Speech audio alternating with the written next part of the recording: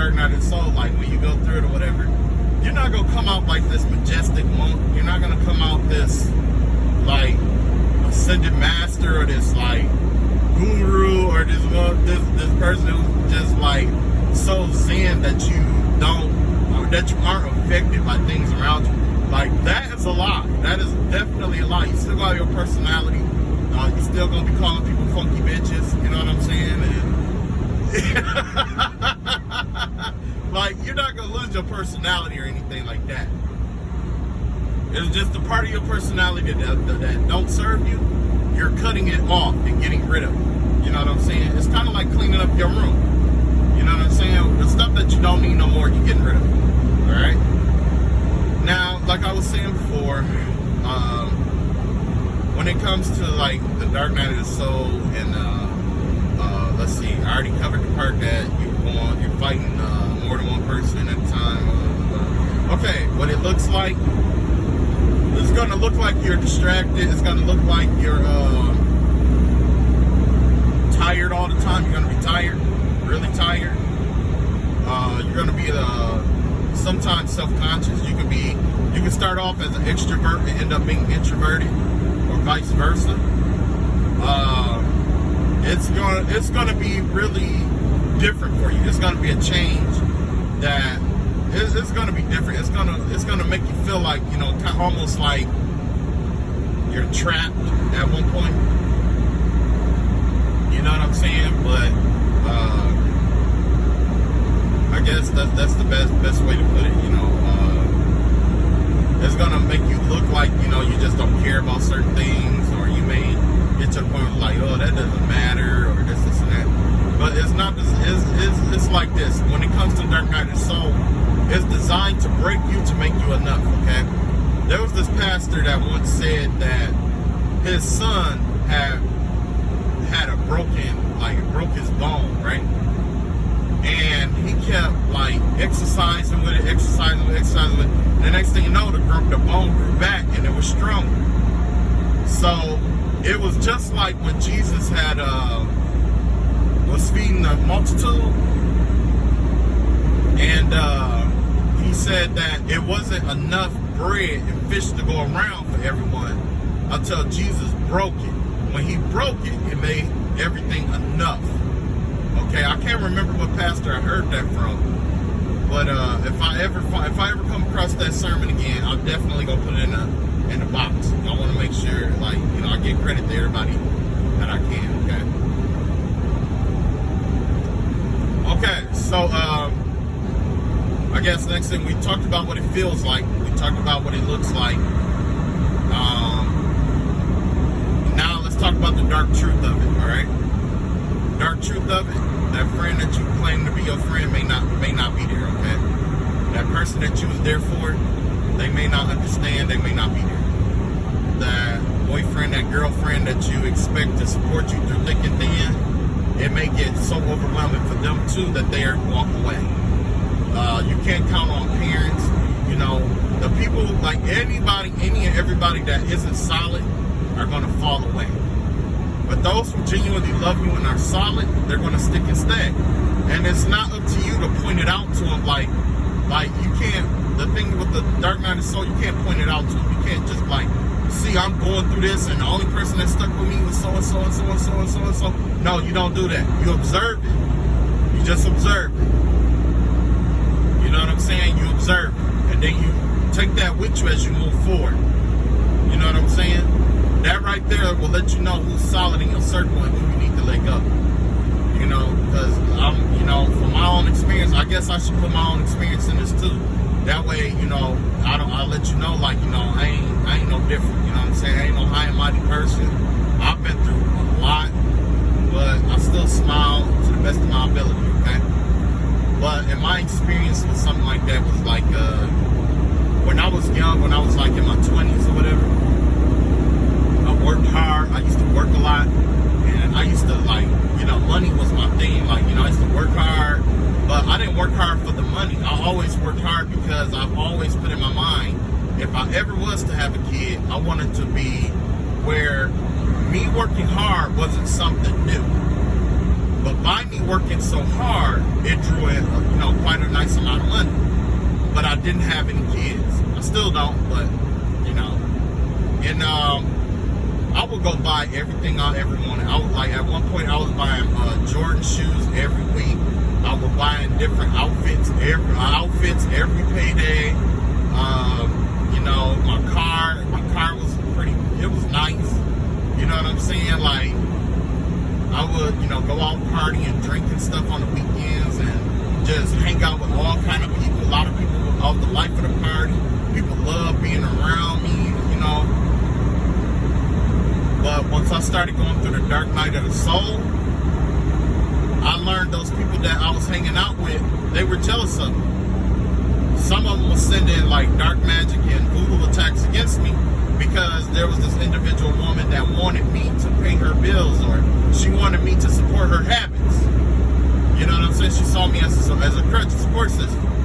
Next thing I know, I lost my job. Next thing I know, everything just started trickling away.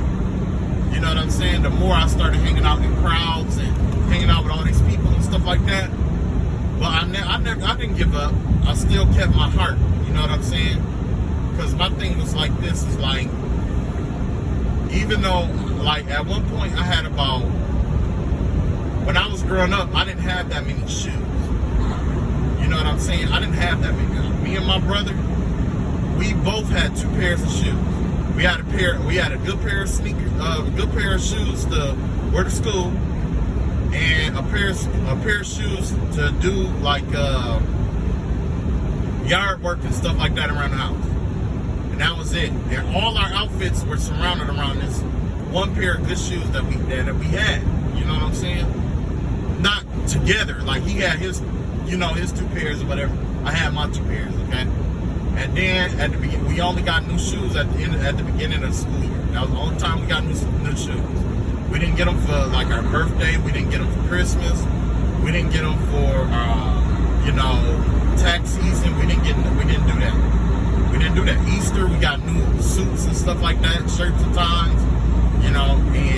So that means, when I started working and stuff, that's the kind of stuff I would buy.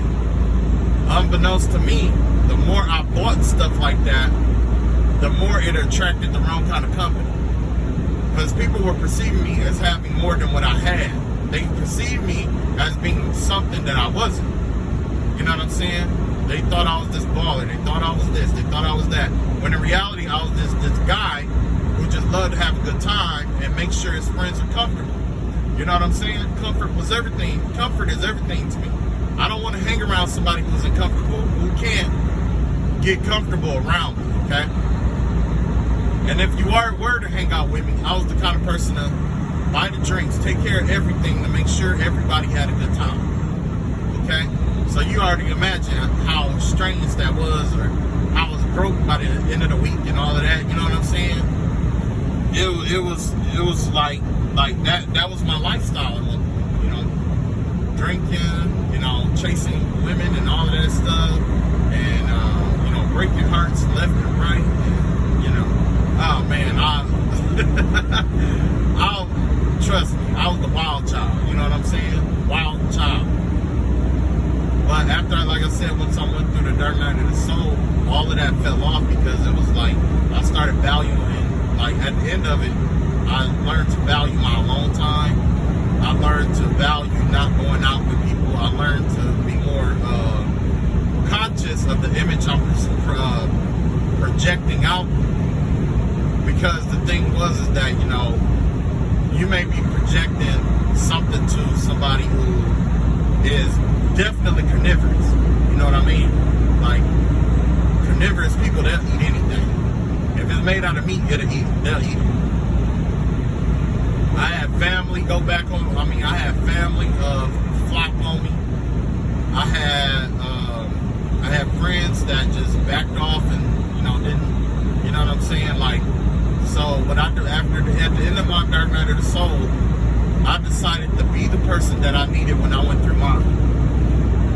I decided it's best for me to be the person, be the teacher that I needed, or be the person. I'll just say, I'll just stick with teacher. I decided to be the teacher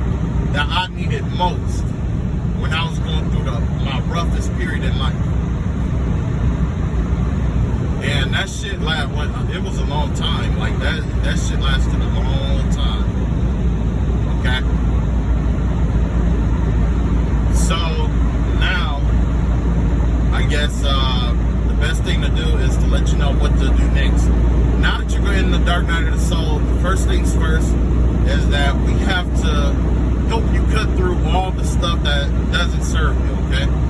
That'll be the first and foremost. That is the first thing that has to happen, okay? Next video, we're going to talk about spiritual defense, but first, we need to get rid of all the things that you've accumulated thus far, okay?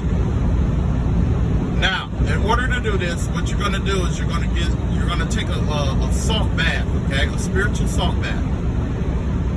You're going to get your white candle. It could be a teacup candle. It doesn't have to be like a really big candle or nothing like that. Just a candle where if you need a holder for it, get a holder for it, okay? Get you a candle, get you a holder for it, and all that good stuff. Now we're gonna take a spiritual bath. First thing you want to do is you want to take a normal bath, wash off, all the dirt and stuff, and the grime, and the thought juice, and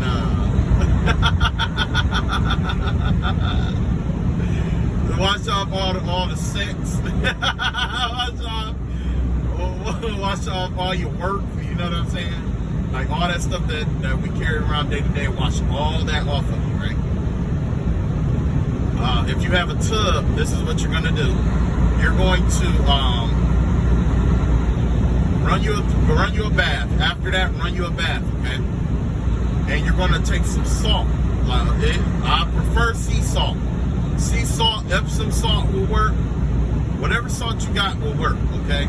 But I prefer sea salt or Epsom salt. You pour that Epsom salt in the water. Mix the Epsom salt in the water. Now, since this is a spiritual bath, you can go all out. You can ball all out. There's some people who get like essential oils and put them in there, and some people like to do, different stuff to it, like put roses and stuff like that around it, and all have it all good smelling and stuff like that around. That's up to you. And yes, I'm telling this to the fellas too. Fellas, same shit. It ain't gotta be all roses and ponies in there, right? You can just do the salt. However, there is some other prerequisites that I'm asking you to do right now. After you run that water, I want you to go get all your favorite stuff.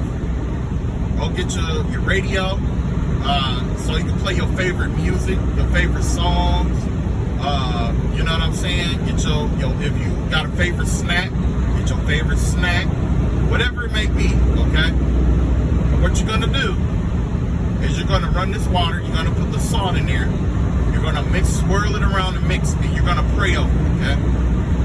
You're gonna pray this prayer. You're gonna ask God to come and bless and anoint this water, that it removes or cut clear and remove anything in your life that no longer serve you mentally, physically, emotionally, and spiritually. Just like that, okay?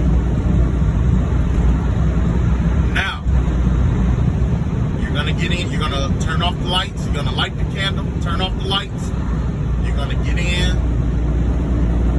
and you're gonna soak. While that candle is lit, you're gonna play your favorite music if you want to. Have, your favorite snack. This is your personal time, okay?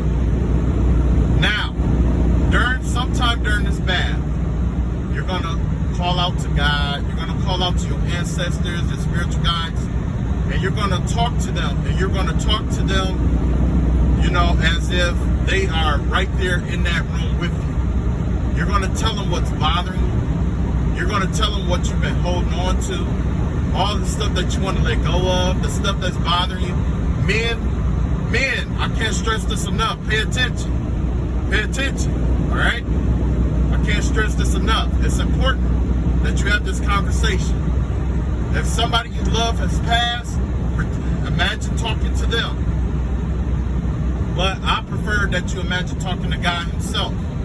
You just tell him your burdens, tell him what's bothering you. Tell them what you want to let go of. Tell them what you need help with. You know what I'm saying? Tell them. When you get done, you hit the drain, right? You're gonna hit the drain to drain the water out. You're gonna close your eyes. And you're gonna sit back and you're gonna close your eyes. As that water drains down that drain, your body is going to start feeling heavier and heavier and heavier until all that water is gone. Imagine that water being all your burdens and sorrows, and it's going down into the drain away from you, and it's not going to bother you anymore, right? Go ahead. At this point, you would get out of the bath and, you know, see if your mood changed. Most, you know, when I do it, you know, normally I'll be in a better mood. I feel lighter. I feel better.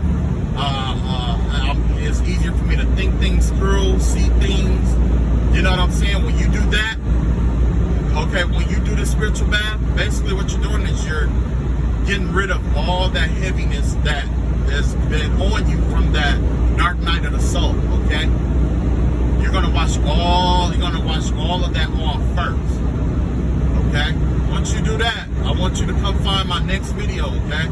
And we're gonna talk about creating your protection, okay? All right. Well, God bless, and I will catch up with you fellas and ladies later. And don't forget, you are needed. We need you. We need you like crazy out here. So it's important that you get your thing together. I mean, I ain't gonna say get that thing together because that's kind of one-sided, but it's important that you experience this peace, okay? Because there's ideas that you have. There are very valuable ideas and stuff that you have that we need are incarnated into this world, okay? So, no doubt, don't forget, if nobody else tells you today, I'm down for you, flat out. All right? We're gonna get through this together. You know what I'm saying? All right, peace.